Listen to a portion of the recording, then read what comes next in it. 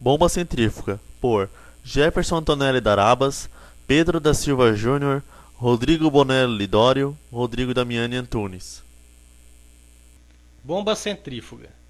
É o equipamento mais utilizado para bombear líquidos, pressurizando ou transferindo líquidos de um local para outro.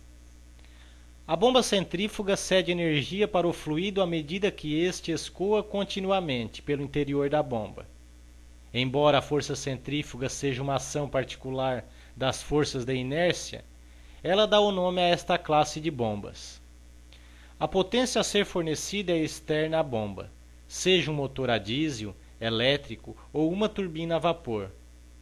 A transferência de energia é efetuada por um ou mais rotores, que giram dentro do corpo da bomba, movimentando o fluido e transferindo a energia para este.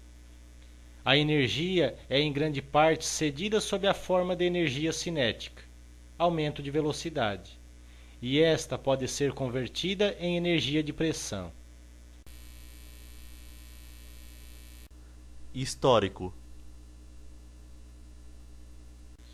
As bombas centrífugas foram idealizadas muito antes de poderem ser realizadas, pois faltava aos construtores uma fonte de energia de alta velocidade de rotação. Os homens inicialmente transportavam a água em potes, mas cerca de 1500 anos antes de Cristo apareceu a primeira máquina de elevação de água, a picota.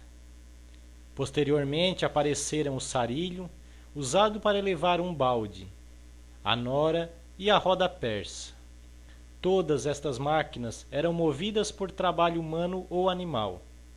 O sarilho é empregado ainda hoje no abastecimento de água. Um dos tipos mais antigos de bomba foi o parafuso de Arquimedes, empregado por Senaqueribe, rei da Assíria, para a irrigação dos jardins suspensos da Babilônia e Nínive, no século 7 a.C., e posteriormente descritas em maior detalhe por Arquimedes no século 3 a.C. As bombas alternativas a pistão ou êmbolo já eram do conhecimento dos gregos e dos romanos. Tesíbios, por volta de 250 anos antes de Cristo, inventou uma bomba alternativa movida por uma roda d'água, constituída por seu discípulo Ero de Alexandria. Segundo Ladislau Reti, engenheiro químico italiano e historiador da tecnologia e da ciência, que viveu no Brasil, a primeira máquina que poderia ser caracterizada como uma bomba centrífuga era uma máquina de elevação de lama mencionada por volta de 1475 em um tratado escrito pelo engenheiro italiano Francesco di Giorgio Martini. As verdadeiras bombas centrífugas não foram desenvolvidas senão em fins do século XVII, quando Denis Papin construiu um ventilador centrífugo de pás retas, conhecida como Folie de Hesse. Só no início do século XIX inicia-se a fabricação e o uso de bombas centrífugas, notadamente nos Estados Unidos da América. A curvatura das pás do rotor foi introduzida pelo inventor John Appleby em 1851 na Inglaterra. Descrição.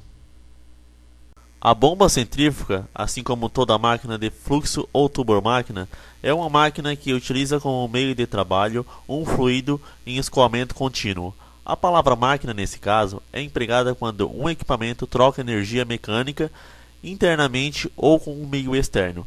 As máquinas de fluxo possuem dois componentes principais, o rotor e o estator. O estator é o componente fixo que tem por objetivo conduzir adequadamente o fluido antes e depois do rotor.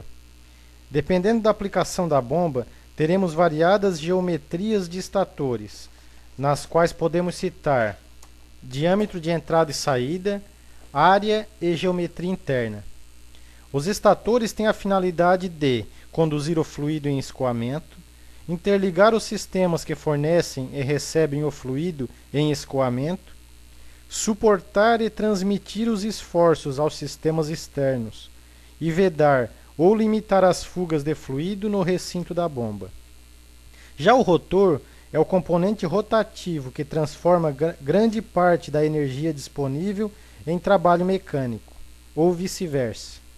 Os rotores são componentes que possuem um conjunto de pás simetricamente dispostos em torno de um eixo girante. Podemos citar 4 geometrias principais nos rotores. Geometria tangencial é utilizada quando se tem disponível elevada energia específica e pequena massa ou volume de escoamento. Geometria radial, geometria axial, que é utilizada para movimentar grandes massas de fluidos, e geometria diagonal, é a mais comum pela eficiência e utilizada nas bombas centrífugas e em quase todas as máquinas de fluxo. Levando em considerações as características do rotor e do estator e observando o melhor equilíbrio entre eles e o fluido de trabalho, obteremos uma melhor transformação teórica de energia. Essa capacidade de transformação é o que conhecemos como rendimento. Para se calcular o rendimento de uma bomba, é necessário conhecer as perdas internas e externas. As internas são oriundas de 3 fontes: perdas por atrito de superfície, que são ocasionados pelos choques dos fluidos contra as paredes internas, e também relacionadas com as velocidades nas camadas limites. Perdas por fugas de fluido nos interstícios entre a parte rotativa e estática da máquina. E perdas em atrito em labirinto, que são os obstáculos encontrados pelo fluido no interior da bomba. Nas perdas externas, podemos citar os atritos nos mancais e gachetas, bem como o atrito do ar contra as superfícies rotativas. Antes da instalação de uma bomba, é necessário conhecer a altura máxima, mínima e normal de recalque, a altura máxima de sucção, os diâmetros internos das tubulações, as vazões máximas, mínimas e normais, as características do sistema de acionamento, as características das substâncias de escoamento, dentre eles viscosidade e temperatura. Conhecendo essas incógnitas, precisa-se adequar à potência da bomba, quantidade de rotores, geometria e tamanho do rotor, quantidade de pás efetivas, rotação do rotor e forma do estator. Se não houver o correto equilíbrio, pode-se deparar com um fenômeno conhecido como cavitação. Cavitação.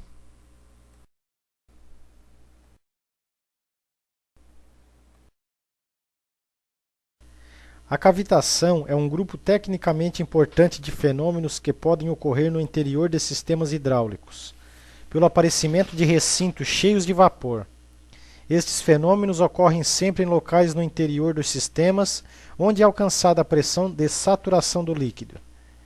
Quando esta pressão é alcançada, começam a ser produzidas bolhas de vapor. Estas são arrastadas pelo líquido até os lugares de maior pressão, onde se condensam violentamente. Os choques contra as paredes internas causam a desagregação do material, provocando a denominada erosão cavital. Este material arrastado, bem como gases livres, podem produzir reações químicas, aumentando o efeito destrutivo. Além disso, a cavitação é acompanhada de vibrações e ruídos, sendo violenta a queda das características da máquina. Assim, por exemplo, na presença de cavitação, uma bomba hidráulica tem sua altura de elevação e vazão simultaneamente diminuídas, não sendo possível aumentar a vazão, mesmo que seja dada maior abertura no registro de saída da bomba.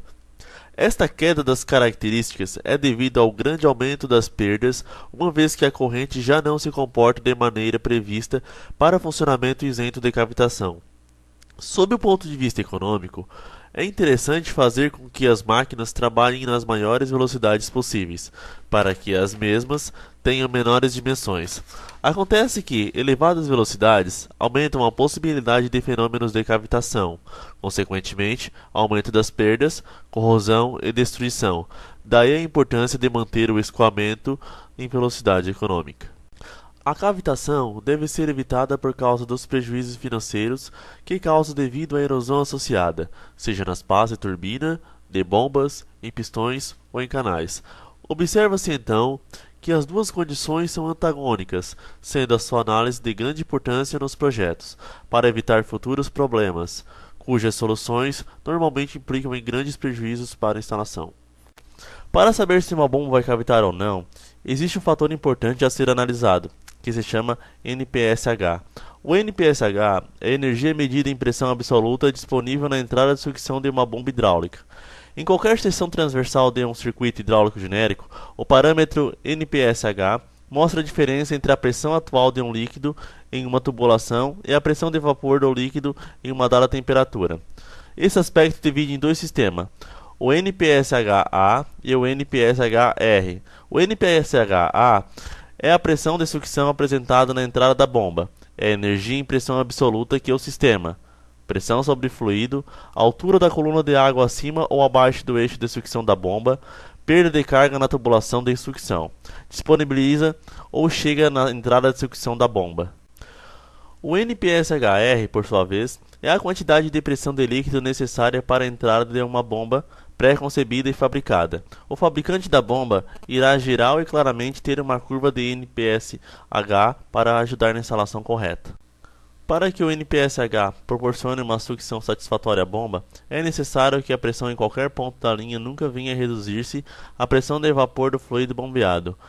Isto é evitado tomando-se providências na instalação de sucção para que a pressão realmente útil para a movimentação do fluido seja sempre maior que a soma das perdas da carga na tubulação com a altura de sucção, mais as perdas internas da bomba. De maneira geral, para evitar-se a cavitação de uma bomba, dependendo da situação, deve-se adotar as seguintes providências: reduzir-se a altura da sucção e o comprimento dessa tubulação, aproximando-se ao máximo da bomba da captação. Reduzir-se as perdas de carga na sucção com o aumento do diâmetro dos tubos e conexões. Refazer todo o cálculo do sistema e a verificação do modelo da bomba. Quando possível, sem prejudicar a vazão e ou a pressão final requeridas no sistema, pode-se eliminar a cavitação, trabalhando-se com o registro na saída da bomba estrangulado, ou alterando-se os diâmetros dos rotores da bomba.